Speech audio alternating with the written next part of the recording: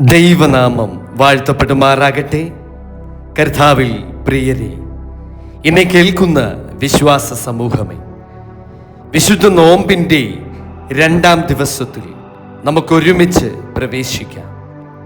ഇന്നത്തെ നോമ്പ് ദിന ധ്യാനത്തിനായി നാം തിരഞ്ഞെടുത്തിരിക്കുന്ന തിരുവചനം സങ്കീർത്തന പുസ്തകം 139-ാം അധ്യായം 1-2 തിരുവചനങ്ങളാണ്.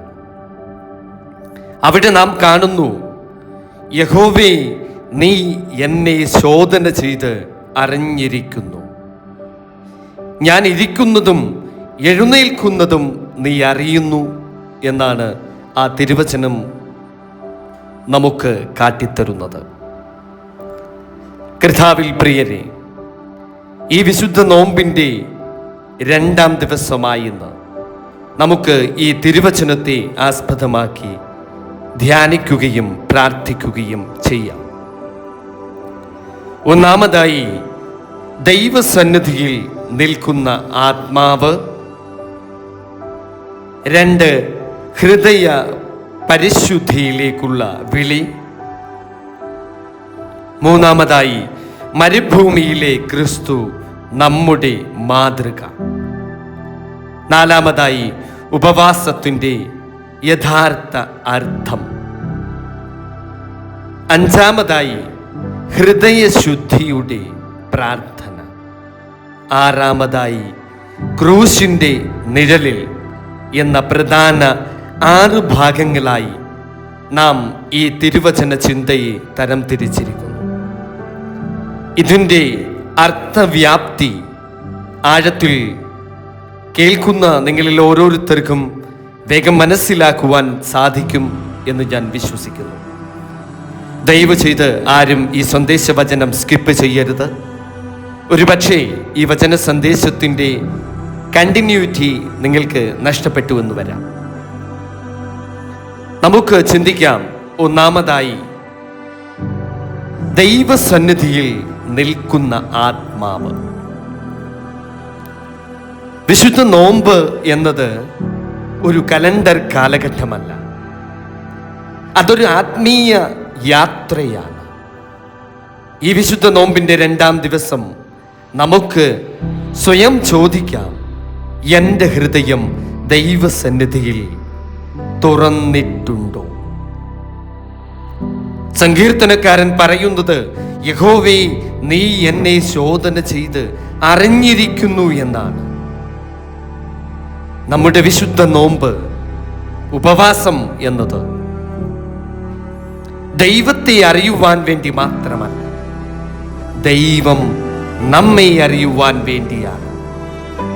ഒന്നുകൂടെ ഞാൻ ആവർത്തിക്കട്ടെ, അവിടെ ഒരു കൺഫ്യൂഷൻ ഉണ്ടാകരുത്. നമ്മുടെ ഈ വിശുദ്ധ നോമ്പ്, ഉപവാസം എന്നത് ദൈവത്തെ അറിയുവാൻ വേണ്ടി മാത്രമല്ല, ദൈവം നമ്മെ അറിയുവാൻ വേണ്ടിയാണ്. ആമേൻ. പക്ഷെ നമുക്ക് ദൈവത്തെ തിരിച്ചറിയുവാൻ ഈ വിശുദ്ധ നോമ്പ് ദിനങ്ങൾ അനുഗ്രഹീതമായ അവസരങ്ങളാണ്. ഓർത്തുകൊള്ളുക, നമുക്ക് ദൈവത്തെ തിരിച്ചറിയുവാൻ ഈ വിശുദ്ധ നോമ്പ് അനുഗ്രഹീതമായ അവസരങ്ങളാണ്. രണ്ടാമതായി നമുക്ക് ചിന്തിക്കാം, ഹൃദയശുദ്ധിയിലേക്കുള്ള വിളിയാണ് ഈ വിശുദ്ധ നോമ്പ് കാലം.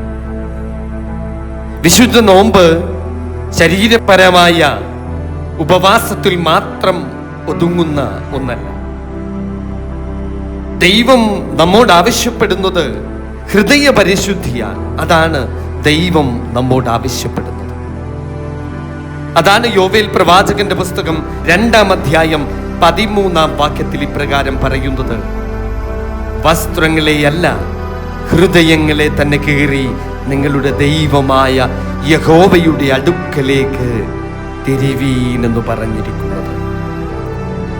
ഇവിടെ യോവേൽ പ്രവാചകൻ നമ്മെ ഓർമ്മിപ്പിക്കുന്നു, പുറമേയുള്ള അനുഷ്ഠാനങ്ങൾ മതിയാകില്ല, അകമേയുള്ള മനസാന്തരത്തിൻ്റെ അനുഭവം വളരെ അനിവാര്യമാണ് എന്നാണ്. നമ്മുടെ സഭകളിൽ നോമ്പുകാലം മാനസാന്തരത്തിന്റെ കാലമെന്നാണ് വിളിക്കുന്നത്. നമ്മൾ പാപബോധത്തോടെ പശ്ചാത്താപ മനസ്സോടെ വിശുദ്ധ കുംഭസാരത്തിനായി തയ്യാറായി ദൈവിക കൃപയുടെ അനുഭവത്തിലേക്ക് പ്രവേശിക്കണം.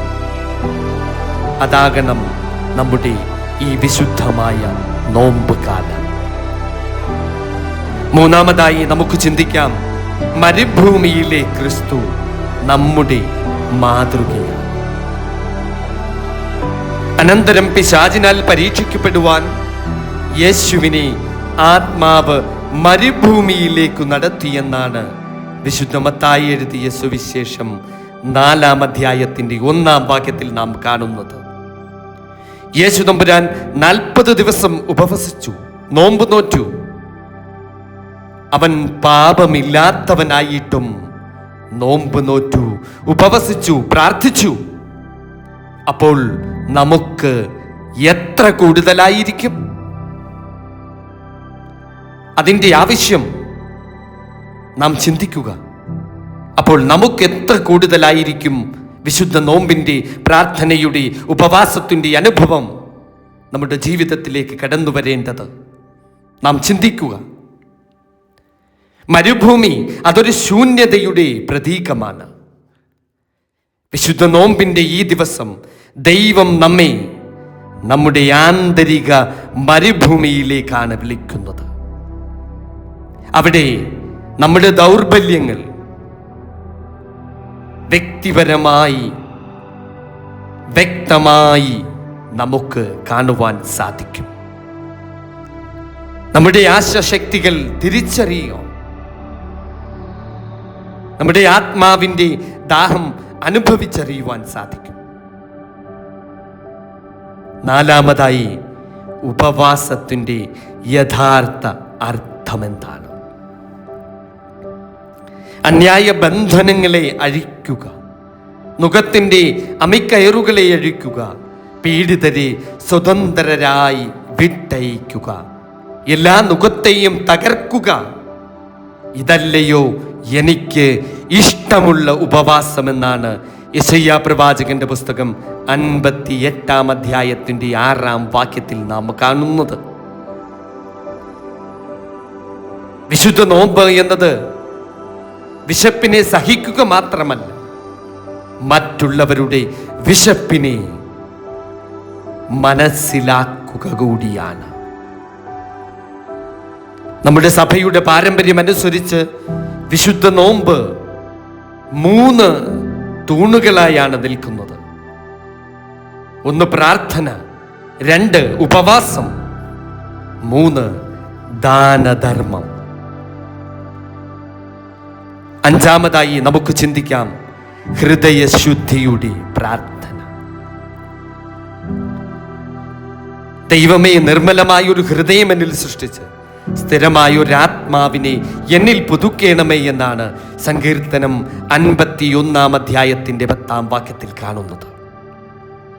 വിശുദ്ധ നോമ്പിന്റെ 2-ാം ദിവസമായി ഇന്ന് ഈ പ്രാർത്ഥന നമ്മുടെ അധരങ്ങളിൽ നിറയട്ടെ. കർത്താവിൻ്റെ കുരിശു വഴിയിലേക്ക് നമ്മൾ ചുവടുവെക്കുമ്പോൾ പാപഭാരങ്ങൾ ഇറക്കി വയ്ക്കണം. ആമേൻ. ക്രൂശിൻ്റെ നിഴൽ. വിശുദ്ധ നോമ്പ് ക്രൂശിലേക്ക് നയിക്കുന്ന ഒരു യാത്രയാണ്. ഓരോ ഉപവാസവും ഒരു ചെറിയ ത്യാഗമാണ്. ഓരോ പ്രാർത്ഥനയും ഒരു ചെറിയ കുരിശുകളാണ്.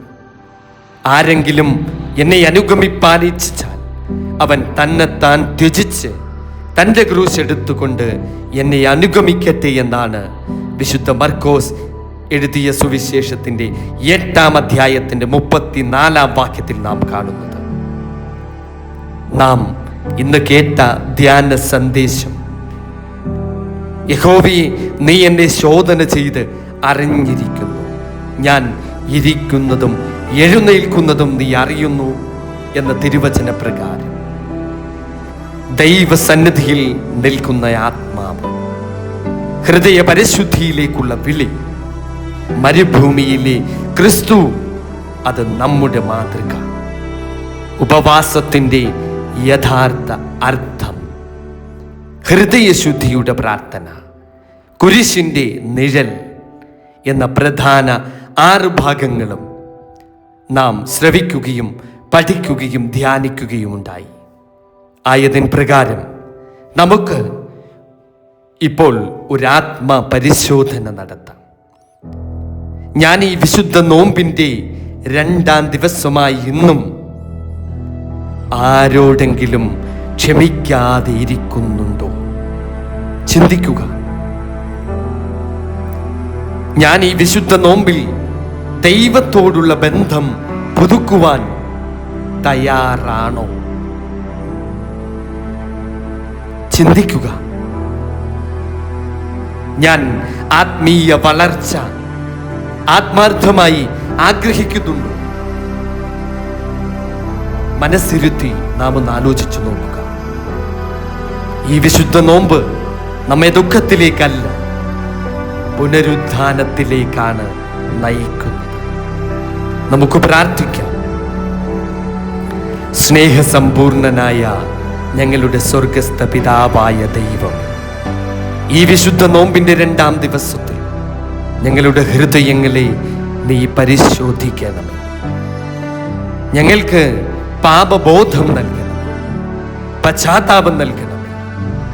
ശുദ്ധീകരണത്തിൻ്റെ അനുഗ്രഹം ഞങ്ങൾക്ക് പ്രദാനം ചെയ്യണം.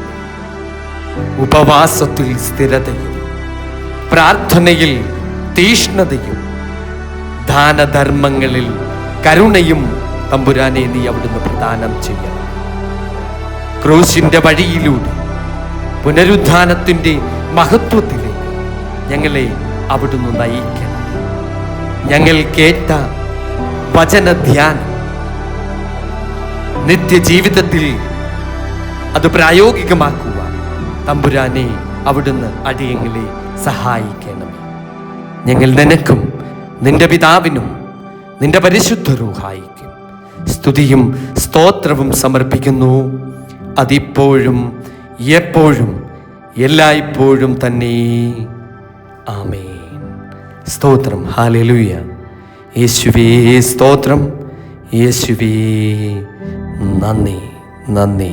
സ്തോത്രം. ഹല്ലേലൂയ.